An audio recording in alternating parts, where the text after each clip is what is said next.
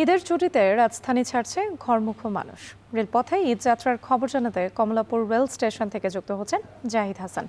জাহিদ, সকালের দিকে কমলাপুরের রেল স্টেশনে যাত্রীদের বেশ ভিড় দেখা গেছে, তা এখনো রয়েছে কিনা, সেখানকার কি পরিস্থিতি দেখছেন জানাবেন।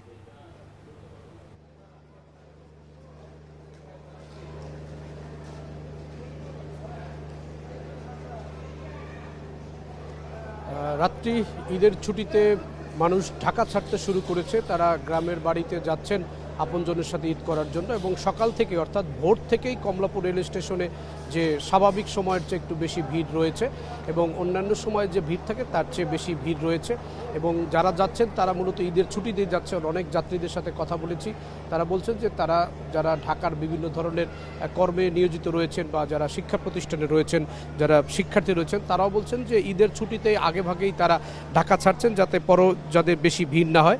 অনেকে বলছেন যে অনলাইনে টিকিট পেতে তাদের সমস্যা হয়েছে, বিড়ম্বনায় পড়তে হয়েছে, আবার অনেকে টিকিট না পেয়ে এসেছেন এবং অনেকে এসেছেন যে এখানে ট্রেনে ওঠার পরে তারা টিকিট কাটবেন, এবং অনেকে কালোবাজারি থেকেও টিকিট সংগ্রহ করেছেন, এই কথাও তারা বলছেন।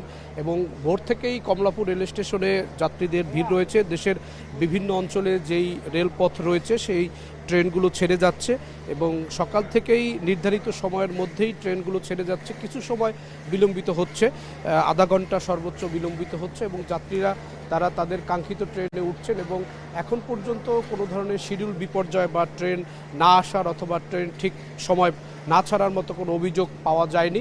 সকাল থেকে যেই ট্রেনগুলো দেশের বিভিন্ন অঞ্চলে ছেড়ে যাওয়ার কথা রয়েছে, রাজশাহী, খুলনা, চট্টগ্রাম এবং সিলেট অঞ্চলের ব্রাহ্মণবাড়িয়া, কিশোরগঞ্জ এই অঞ্চলে যারা যাচ্ছেন এবং সিরাজগঞ্জে যারা যাবেন, জয়পুরহাট অঞ্চলে, রাজশাহী অঞ্চলে যারা যাচ্ছেন, সবাই যেই ট্রেনগুলোতে টিকিট কেটেছেন সেই ট্রেনগুলো যথাসময়ে ছেড়ে যাচ্ছে, নির্ধারিত সময় ছেড়ে যাচ্ছে।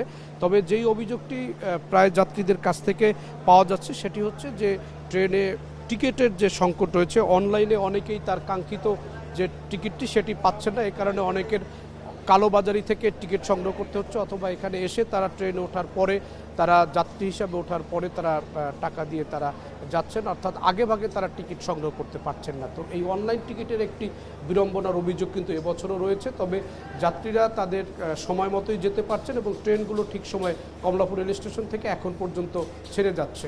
রাত্রি কমলাপুর রেল স্টেশন থেকে যুক্ত ছিলেন জাহিদ হাসান, জানাচ্ছিলেন ঈদ যাত্রার খবর। এদিকে প্রিয়জনের সঙ্গে ঈদ উদযাপন করতে রাজধানী ছাড়ছেন নগরবাসী। সড়ক পথে ঈদ যাত্রার খবর জানাতে গাবতলী বাস টার্মিনাল থেকে যুক্ত হচ্ছেন হাসিব বিল্লাহ। হাসিব, ঈদ যাত্রায় সকালের দিকে ভিড় ছিল কিছুটা, এখন কি অবস্থা সেখানকার, যানজট রয়েছে কিনা?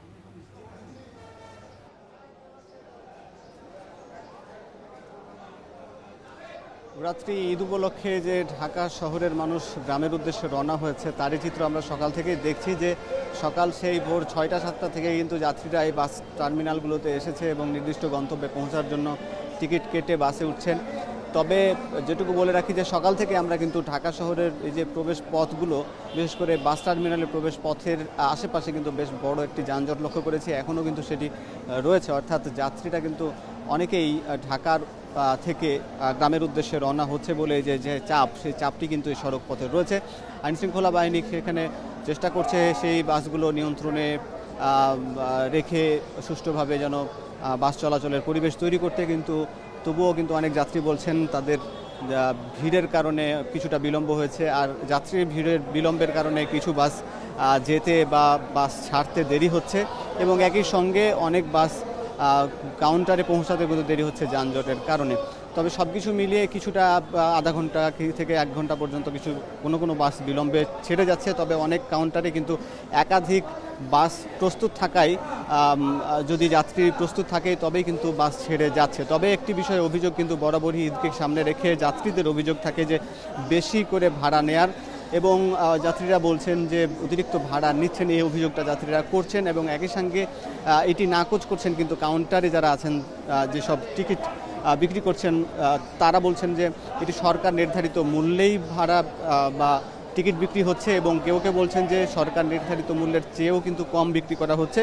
কারণ অনেক বাসে কিন্তু কিছু আসন সিট খালি রেখেই ছাড়তে হচ্ছে, পিছনের 2-1টা সিট খালি ছাড়তে হচ্ছে কোনো কাউন্টারকে, আবার অনেকেই পরিপূর্ণ সিট পূর্ণ করে কিন্তু বাস ছাড়ছেন। এরকম পাল্টা অভিযোগ রয়েছে। তবে সব মিলিয়ে অনেক কাউন্টারে গিয়ে আমরা দেখেছি যে সরকারি যে একটি নির্ধারিত মূল্য সেটি অনেক জায়গায় সেই চার্টটি লাগানো আছে, অনেকেই কিন্তু খুলে ফেলেছেন অথবা সরিয়ে ফেলেছেন, এই অভিযোগও কিন্তু রয়েছে। এছাড়া সব কিছু মিলিয়ে বলা যায় যে যাত্রীদের ঈদ উপলক্ষে যে পরিবার পরিজনের সঙ্গে বাড়িতে যাওয়া, এই যে আনন্দ বা এই উচ্ছ্বাস, তাদের চোখে মুখের অভিব্যক্তি আমরা দেখতে পাচ্ছি, প্রকাশ পাচ্ছে।